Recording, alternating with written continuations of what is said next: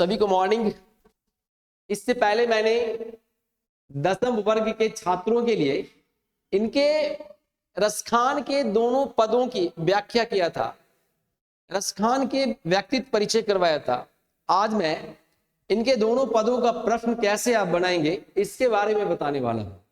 देखिए होता क्या है, सारे लोगों को यही लगता है कि हिंदी में नंबर कम आते हैं, हिंदी में नंबर पूरे आते हैं, बच्चे गलतियां करते हैं, हिंदी में जो लिखना चाहिए प्रश्न जो मांग रहे हैं उसका उत्तर सही सही नहीं लिख पाते हैं, जिसके कारण नंबर कम आते हैं। मेरे बहुत सारे ऐसे छात्र हैं जो हिंदी में पूरे नंबर उठा चुके हैं, पूरे नंबर भी आते हैं। अगर आप अच्छे तरीके से लिखेंगे, जो प्रश्न मांग रहा है उसका उत्तर देंगे। देखिए बच्चे क्या गलती करते हैं।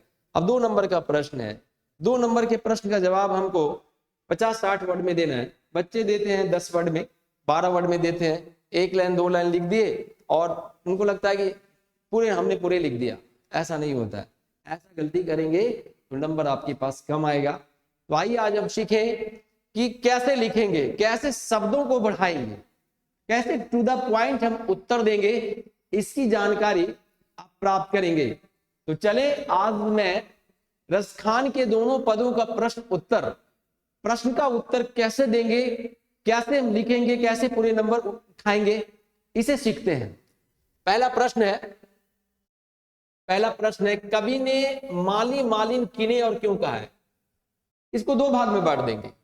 कवि ने माली मालिन किन्हे एक भाग हो गया, क्यों कहा है 2 भाग में ये प्रश्न पूछा जा रहा है। इसका जवाब 2 भाग में आपको देना है।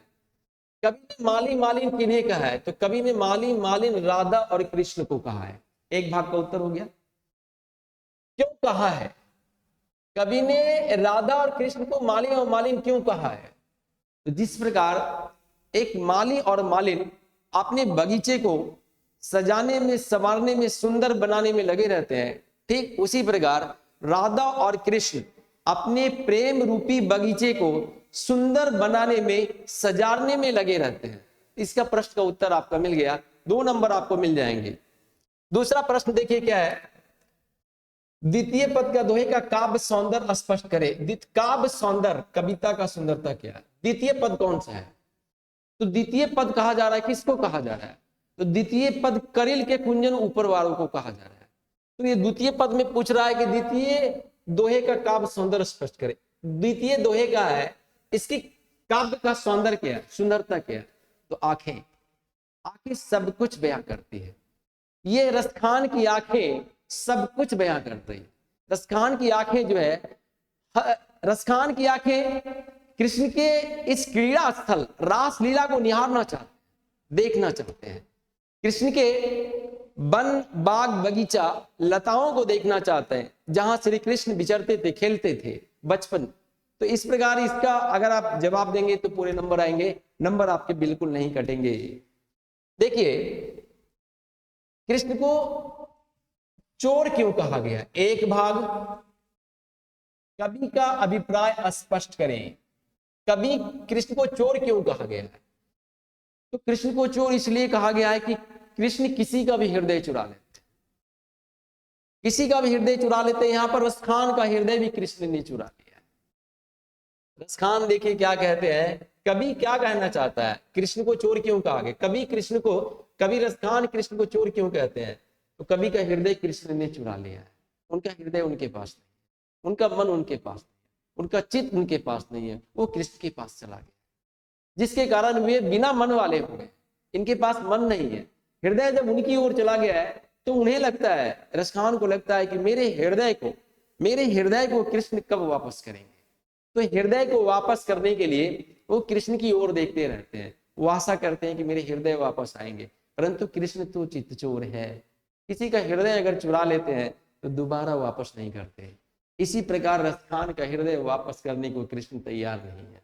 इस प्रकार प्रश्न आप लिख देंगे तो पूरे नंबर आपको मिलेंगे। तीसरा प्रश्न क्या बोला जा रहा है, देखिए चौथा प्रश्न, सवैये में कवि की कैसी आकांक्षा प्रकट होती है। भावार्थ, इसके भाव बताइए, भाव स्पष्ट करने के लिए बोल रहा है। सवैये में कवि की कैसी आकांक्षा प्रकट होती है, तो सवैया किसको कहा जा रहा है। रसखान के प्रथम पद प्रेम यानी श्री राधिका, ये दोहा और सोरठा छंद में लिखी गई है और रसखान के द्वितीय पद जो है करील के कुंजन ऊपर बारो, ये सवैया छंद में लिखी गई है। पहले ये समझेंगे सवैये में कवि की कैसी आकांक्षा प्रकट होती है। आकांक्षा का अर्थ होता है इच्छा। इस सवैये में कवि की कैसी इच्छा प्रकट होती है, तो इस सवैये में कवि की यही इच्छा है। कवि रसखान कृष्ण के चरवाहा रूप पर मोहित है, कृष्ण के चरवाहा रूप पर मोहित है। इस सवैये में जो रसखान है ये कृष्ण के छोटी सी लाठी प्राप्त करना चाहते हैं, वो कंबल प्राप्त करना चाहते हैं, कृष्ण के गायों को चराना चाहते हैं, नंद बाबा के गायों को चराना चाहते हैं, कृष्ण के रास लीला स्थल, बाग, बागीचा, तालाब को देखना चाहते हैं, निहारना चाहते हैं, अपनी आंखों से हमेशा उन्हें ही देखना चाहते हैं जहां कृष्ण ने लीलाएं की थी। तो इस प्रकार का प्रश्न आप लिखेंगे, भटकेंगे नहीं, इधर उधर भटकेंगे तो नंबर भी आपके भटक जाएंगे। तो नंबर नहीं भटके, नंबर पूरे आए, तो इसके लिए आपको ध्यान देना पड़ेगा। टू द पॉइंट, जो प्रश्न मांग रहा है उत्तर उसी प्रकार देंगे। सवैये में कवि की कैसी आकांक्षा प्रकट होती है, तो इस सवैया में कवि की क्या आकांक्षा है? यही आकांक्षा है कि रसखान को कृष्ण की चरवाहा रूप मोहित कर दिया है। रसखान कृष्ण के छोटी सी लाठी प्राप्त करना चाहते हैं, रसखान कृष्ण के कंबल को प्राप्त करना चाहते हैं, रसखान कृष्ण के क्रीड़ा स्थल को देखना चाहते हैं, रसखान ब्रज के कांटों वाली झाड़ियां, लताएं, वन, बागीचा, तालाब को देखना चाहते हैं जहां कृष्ण विचरते थे, खेलते थे। इस प्रकार आप जवाब देंगे तो नंबर आपके पूरे मिलेंगे, नंबर आपके कटेंगे नहीं। पांचवा प्रश्न व्याख्या है। पांचवा प्रश्न आपका व्याख्या है। व्याख्या लिखने के लिए आपको शब्द बढ़ाना पड़ेगा, क्योंकि व्याख्या ज्यादा नंबर का होता है, 3 नंबर का व्याख्या होता है। तो 3 नंबर को लिखने के लिए कम से कम आपको 50-60 वर्ड या 100 वर्ड में, 100 शब्दों में लिखेंगे तो पूरे आपके नंबर आ जाएंगे। तो देखिए व्याख्या में क्या कहा जा रहा है। मन पावन चितचोर पलक ओटी नहीं कर सके। सबसे पहले समझेंगे कि यह जो पंक्ति है ना, कहां से ली गई है, किस पद से ली गई है, इसके बारे में जानकारी। इनका परिचय देंगे, शुरुआत में आपका परिचय देंगे। परिचय अगर अच्छे प्रकार से दे दिए तो आपका नंबर बिल्कुल नहीं काटे जाएंगे, 3 का 3 नंबर आपका मिल जाएंगे। तो सबसे पहले मन पावन चित्तजोत पलक ओटी नहीं कर सके, यह कृष्ण, ये रसखान के प्रथम पद प्रेम ऐनी श्री राधिका से ली गई। तो लिखेंगे, अगर सबको बढ़ाएंगे, कि यह पंक्ति 10वें वर्ग के पुस्तक काव्य खंड के रसखान के द्वितीय पद से ली गई है। फिर बताएंगे संबंध, मन पावन चित्तचोर पलक ओटी नहीं कर सके। यहां पर मन का मतलब, इसमें यहां पर इस पंक्ति में कृष्ण और रसखान से यह पद संबंधित। यह पद जो है ना, मन पावन चित्तचोर पलक ओटी नहीं कर सके, यह पंक्ति जो बोला जा रहा है रसखान के द्वारा बोला जा रहा है। किसके लिए बोला जा रहा है? कृष्ण के लिए बोला जा रहा है। तो यह पंक्ति किससे संबंधित है? तो रसखान और कृष्ण से संबंधित है, ऐसे लिखेंगे। फिर इसकी व्याख्या कर देंगे, मन पावन चित्तचोर पलक ओटी नहीं कर सके। रसखान क्या कहते हैं कि कृष्ण ने हमारे हृदय को चुरा लिया है, कृष्ण ने हमारे हृदय को चुरा लिया है और मेरे हृदय को लेकर वो चला गया है। वो चित्तचोर यहाँ कृष्ण को कहा जा रहा है। रसखान कहते हैं कि चित्त को चुराने वाला, चित्त को चुराने वाले, हृदय को चुराने वाले जो कृष्ण है, वो हमारे पवित्र मन को, मेरे मन को भी कृष्ण ने चुरा लिया है। पलक ओटी नहीं कर ही सको। रसखान कहते हैं कि मेरे मन, मेरे चित्त, मेरे हृदय को कृष्ण ने चुरा लिया है। मैं अपनी आंखें उन्हीं की ओर देख रहा हूं, मेरी आंखें पलके झुक नहीं रही है, हमारी भावें स्थिर है, वो कृष्ण को ही देखते जा रही है। वो कृष्ण को ये देखते जा रही है कि जो मेरा मन, हृदय, उसने मेरे चित्त को जो चुरा लिया है, कब वापस करेगा।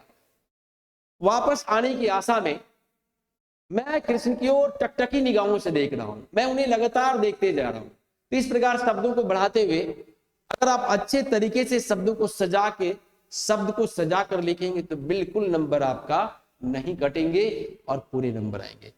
देखिए इसमें खा में रसखान कबो इन आखिन सब ब्रज के बनवाग तड़ाग निहारो। सबसे पहले यह पंक्ति कहां से ली गई है, तो इसको आप बढ़ा सकते हैं कि प्रस्तुत पंक्ति 10वीं वर्ग के पुस्तक के काव्य खंड के द्वितीय भाग जिसमें रसखान के द्वितीय सवैया छंद से ली गई है, तो ये आप लिखेंगे। इसके बाद आप क्या लिखेंगे कि ये पद किससे संबंधित है ना। तो रसखान का वो इन आखिन सब ब्रज के बनबाग तड़ाग निहारो। तो रसखान की आंखें और ब्रज के वन बागीचा और तालाब से संबंध स्थापित करना चाहते। फिर इसकी व्याख्या करेंगे। रसखानी का वो इन आंखों से ब्रज के बनबाग तड़ाग निहारो। रसखान कहते हैं कि मैं अपनी आंखों से ब्रज के बनबाग को, बन मतलब वन, बाग मतलब बागीचा, लताएं, तालाब को कहा जा रहा है। तो रसखान क्या कहते हैं? रसखान कहते हैं मैं अपनी आंखों से ब्रज के वन को, ब्रज के बागीचा को, इस बागीचे में जहां लताएं हैं, ब्रज के तालाब को मैं देखना चाहता हूं, मैं निहारना चाहता हूं। हमारी आंखें जो है ना, हमारी आंखें, कृष्ण की आंखें जो है ना, ब्रज के सुंदरता को देखना चाहता है, ब्रज के तालाब को देखना चाहता है, ब्रज के बागीचा को देखना चाहता है, ब्रज के सारे वो हर वस्तु को देखना चाहता है जो कृष्ण से संबंधित है। इस प्रकार आप लिखेंगे, शब्दों को बढ़ाएंगे, नंबर पूरे उठाएंगे, एकाग्रता बनाकर रखेंगे, शब्दों में भटकेंगे नहीं। ज्यादा अगर भटकाव आएगा तो नंबर भी आपके भटक जाएंगे। तब यही कहेंगे कि सर लिख के तो पूरा लिए है, नंबरवा हमारे कैसे कम आ गए। इसीलिए कम आ गए कि तू लिखला बढ़िया से नहीं। अगर बढ़िया से लिख देबा तो नंबरवा कभी घटतो नहीं। पढ़बो तभी लिखबो बढ़िया से। तो अच्छे तरीके से पढ़ें, मेहनत करें, प्रश्न को समझें और अपने हृदय से लिखें, अपने मन से लिखें, नकल ना करें। नकल करेंगे तो नंबर आपके कम आ जाएंगे। तो आप इस प्रकार प्रश्न लिखेंगे तो नंबर आप उठाएंगे। इसके बाद में आपके जो पुस्तक का तीसरा पाठ है, काव्यखंड है, उसका परिचय और इसके पदों को लेकर आऊंगा मैं। तब तक इंतजार कीजिए, पढ़ेंगे आप, बढ़ेंगे आप। खूब पढ़िए, मन लगाकर पढ़िए। मन अगर लगाकर पढ़ेंगे तो यकीनन आप अच्छा नंबर उठाएंगे, ये मेरे विश्वास है। आप अपने विश्वास बनाइए, पढ़िए और अच्छे नंबर उठाइए। जय हिंद, जय भारत। आप खुश रहें हमेशा, यही मेरी आकांक्षा।